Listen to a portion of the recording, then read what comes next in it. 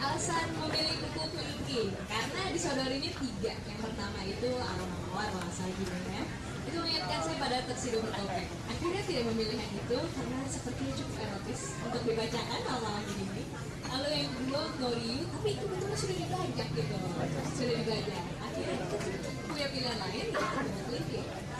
Ini salah satu ucapan yang menurut saya cukup unik. Oh, di atas. Terima kasih. Ucapan yang ini adalah berjudul kuku kelingking dan ini akan kita lihat sama-sama apakah ini romantis ataukah ini bersifat horor atau enggak.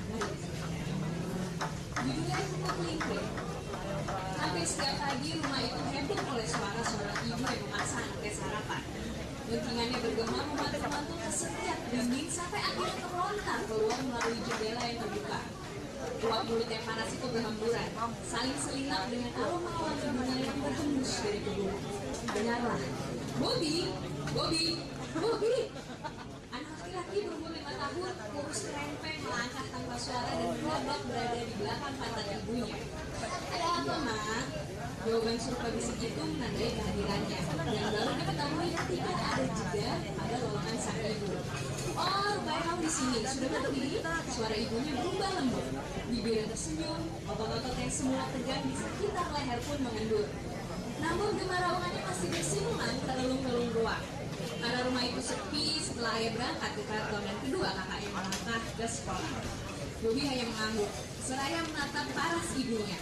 Ia selalu terpesona pada wajah sang ibu yang menurut para tetangga keturunan bidadari.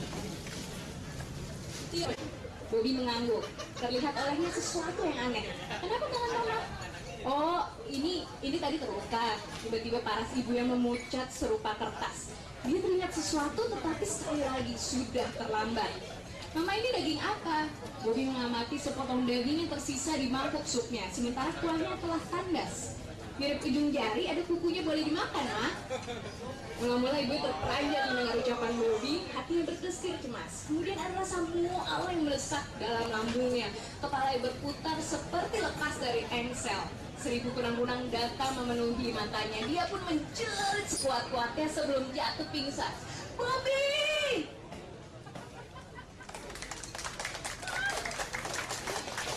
Terima kasih Tiara dan maaf sekali. Semoga tidak merusak makan malam Anda dan nafsu makan Anda. Oke, mungkin untuk sedikit melupakan kuku kelingking dalam sup.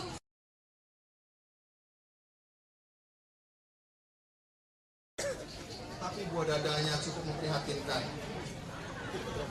Tak melampaui besar buah apel Malang. Hah? Kaki kirinya menginjak tangga kedua dan seterusnya. Sampai ia berdiri hanya beberapa sentimeter di hadapanku. Selain aroma hujan, ada wangi yang kuhirup dari parfum yang mungkin tetap lekat di serat pakaiannya. Namaku Norio. Ia memperkenalkan diri. Aku sudah tahu. Maksudmu? Aku sudah tahu namamu Norio. Kembali sepasang ujung alisnya saling mendekat, tanda sebuah pertanyaan terhimpun di keningnya. Ternyata kamu tak berhasil menjadi buruk, kataku jujur ya. Maksudmu?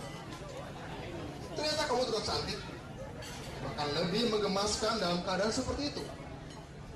Jika tidak ingin disebut menggairahkan. Ya, tak perlahan seperti seorang yang kecewa. Tapi aku tidak menyesal telah mengucapkan pendapatku itu. Aku tak pernah berdusta, bahkan dalam keadaan terpaksa sekalipun. Ini gak cocok sebagai politisi, harusnya pernah berdusta. Karena yang buat di sastrawan ya, sebaiknya kamu menangis seperti orang lain nangis ketika berduka. Lakukan seperti seorang yang baru saja kehilangan sesuatu, saranku.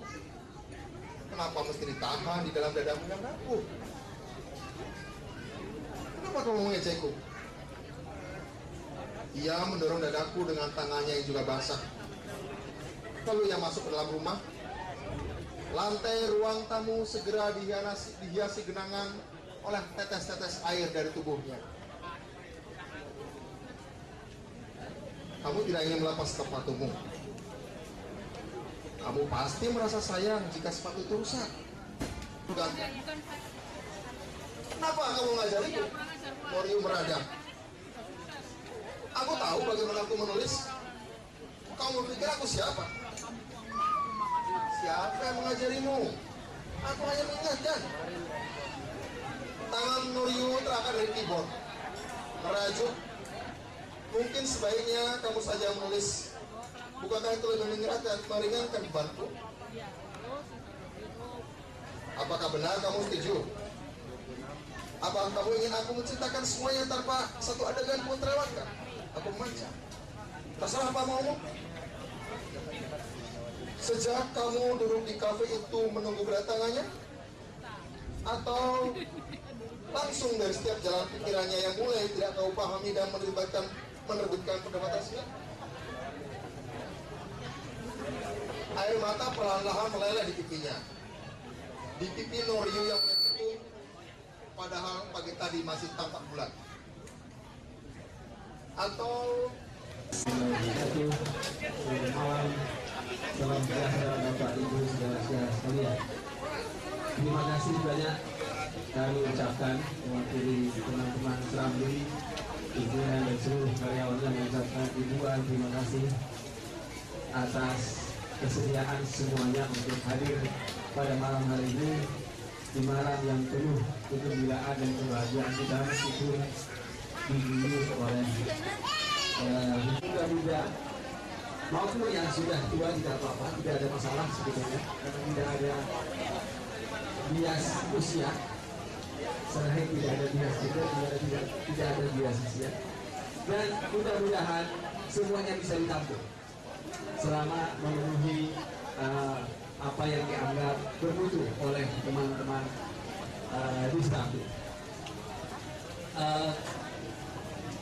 Lalu pada kesempatan saat ini kami ingin mengucapkan pertama-tama kepada Pak Kurnia sendiri,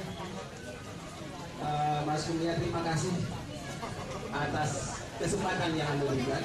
Terima kasih telah memilih Serambi untuk menerbitkan dari Anda, dan semoga ini bisa diikuti oleh teman-teman yang lain.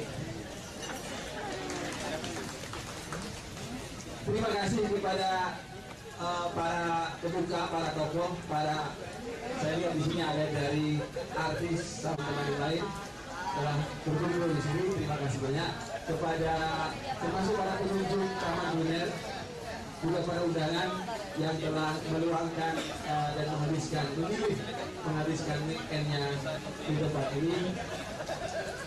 Semoga acara ini bisa memberi hiburan dan informasi yang berguna buat kita semua. Saya kira itu saja dari kami, karena sambutan yang berikut adalah sambutan yang panjang. Jadi saya akhiri saja. Assalamualaikum warahmatullahi wabarakatuh. Terima kasih Pak Uski. Pak Uski tetap di atas panggung karena kita akan segera mulai launching buku anak-anak Moji ini yang ditandai dengan penyerahan secara resmi dari